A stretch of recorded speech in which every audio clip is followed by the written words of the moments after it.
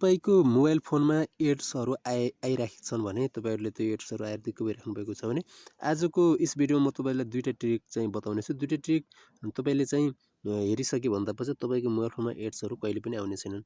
सबैभन्दा पहिले तपाईले आफ्नो मोबाइल फोनको सेटिङमा जानु होला। सेटिङमा गइसकेपछि यहाँनिर चाहिँ तपाईले चाहिँ गुगल अकाउन्ट भन्ने छ, गुगल अकाउन्टमा क्लिक गर्नु होला। यहाँनिर चाहिँ गुगल अकाउन्टमा क्लिक गरिसके भन्दापछि यहाँनिर एउटा आउँछ म्यानेज योर गुगल अकाउन्ट भन्ने छ। यसमा चाहिँ क्लिक गर्नु होला म्यानेज योर गुगल अकाउन्टमा।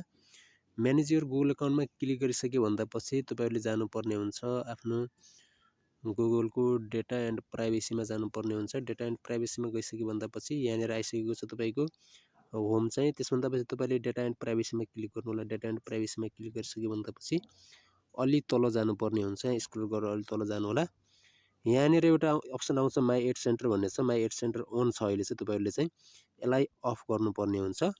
सबैभन्दा पहिले यसलाई अफ गर्नु होला। तपाईको हरेकको फोनमा चाहिँ यो अन रहिरहन्छ। त्यही भएर तपाईको चाहिँ एड्सहरु चाहिँ अनलाइनहरु आइराखेका हुन्छन्, प्रचारहरु आइराखेका हुन्छन्।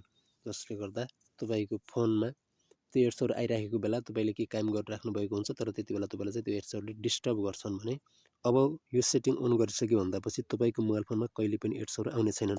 यहाँनिर अन छ, यसलाई चाहिँ अफ गर्नु होला। यहाँनिर चाहिँ यो अप्सनमा क्लिक गर्नु होला। अनको यहाँनिर चाहिँ एरो अप्सनमा क्लिक गर्नु होला। यसरी यहाँनिर क्लिक गरेर त्यसभन्दा चाहिँ टर्न अफमा क्लिक गर्नु होला। यहाँनिर चाहिँ टर्न अफमा क्लिक गर्नुभयो भने तपाईको चाहिँ के हुन्छ त एड्सहरु सबै चाहिँ अब अफ हुनेछन्। यहाँ देखिराख्नु भएको होला अफ छन्।